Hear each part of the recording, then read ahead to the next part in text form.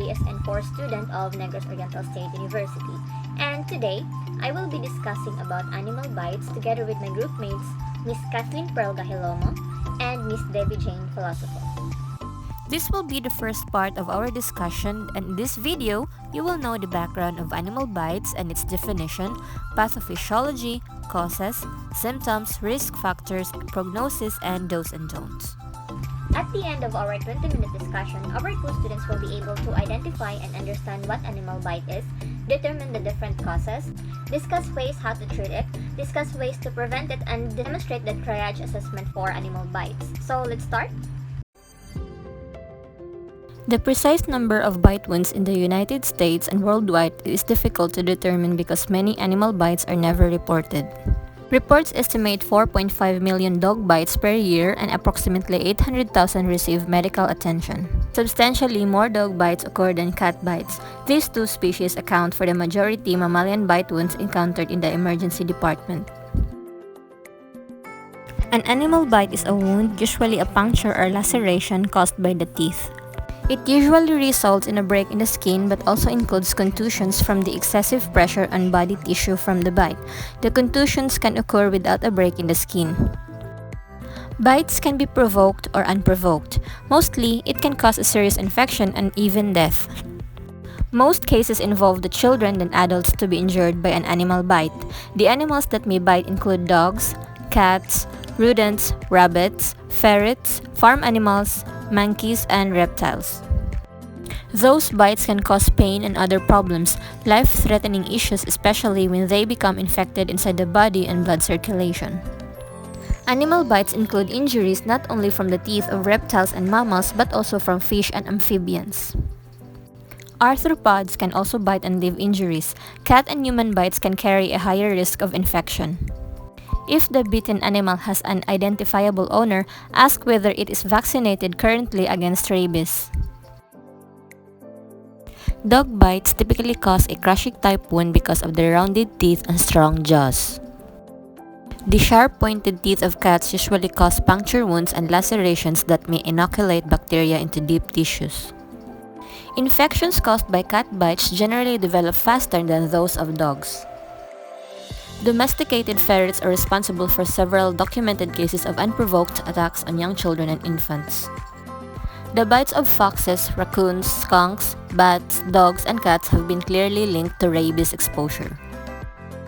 Bites from monkeys, particularly macaques, are of concern because of the possibility of transmission of B virus, a herpes virus that causes fatal infection in humans.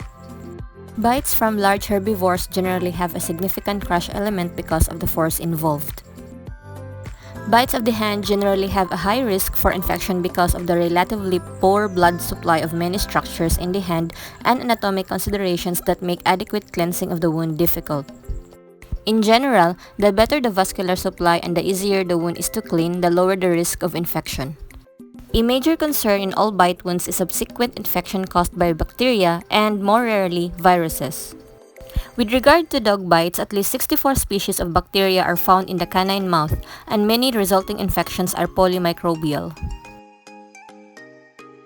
The most common cause of bites is pets. In the United States, every year millions of animal bites occur. Some of the animals that are more likely to bite are dogs. Dogs are usually the domestic pets to cause animal bites. Rabies virus can be caused by a dog bite. Cats. Cat bites can be dangerous both to other animals and to humans because cats carry bacteria in their mouths that are capable of causing tissue infections in bite wounds. Monkeys. Some studies found monkey bites account for 2 to 21% of animal bite injuries. Mosquitoes. Mosquito is an insect belongs to a fly family. A mosquito bite can cause diseases like malaria, which can be life-threatening. Children usually get a stronger reaction than adults. Fire ant. Fire ants are small, red, or black venomous ants with a painful stinging bite. They can cause a severe allergic reaction in some people. Scorpions. These are 8-legged arachnids, and if they bite, a very intense pain, numbness, tingling, and swelling occurs around the sting. Bees. Bees are the most dangerous insects that can cause pain, redness, and swelling at the site of the sting. Humans. Human bites can be the most dangerous wounds that contain a lot of bacteria and carry a high risk of infection. These infections can develop quickly and result in serious problems. Symptoms of animal bites include redness, warmth, continued pain beyond 24 hours, drainage from the wound, minor wounds, major cuts, crushing injuries, infection by bacteria including rabies, introduction of toxins into the wound by venomous animals such as some snakes, and introduction of other foreign objects into the wound causing inflammation and itching. Risk factors of animal bites include not thoroughly and swiftly washing the bite caused a deep wound, the bite also caused a fracture or other damage, and a weakened immune system. Complications of animal bites include infections, mainly tetanus and rabies, blood poisoning or sepsis, swelling and stiffening of the joints, and tissue damage. The prognosis of patients with animal bite wound is generally excellent. Dog bite-related deaths range from 20 to 35 in the US each year, with a 0.5% dog bite-related in-hospital mortality rate. Factors contributing to these fatalities have been reviewed and most commonly include the following: no able-bodied person present to intervene, the victim having no familiar relationship with the animal, owners failing to neuter or spay the animal, victim's compromised ability, animal kept not as a pet, and prior mismanagement and abuse or neglect of the animal.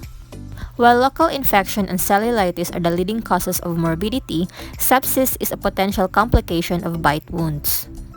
Meningitis, osteomyelitis, tenosynovitis, abscesses, pneumonia, endocarditis, and septic arthritis are additional concerns in bite wounds. When rabies occurs, it is almost uniformly fatal. Animal bites do's and don'ts. Do not go near to any animal that behaves strangely. Do not try to catch the animal or try to handle it. Teach children not to disturb any animals while they eat, sleep, or care for their baby. Children should never be left alone with animals. Immunize your pets. Do not touch animals that are sick or injured or angry. If a dog approaches, stay calm, don't scream, and stand still like a tree. Talk in a firm voice and avoid eye contact. Never pet a dog without letting it sniff you. If a dog attacks, curl up in a ball to protect your face, neck, and head. Do not let your pets roam. Keep them restrained. Train and socialize them to stay calm around people, and educate children about bite prevention. This will be the end of part 1 about animal bites. Please stay tuned for parts 2 and 3, which will be discussed by Ms. Gahalomo and Ms. Filosofo respectively.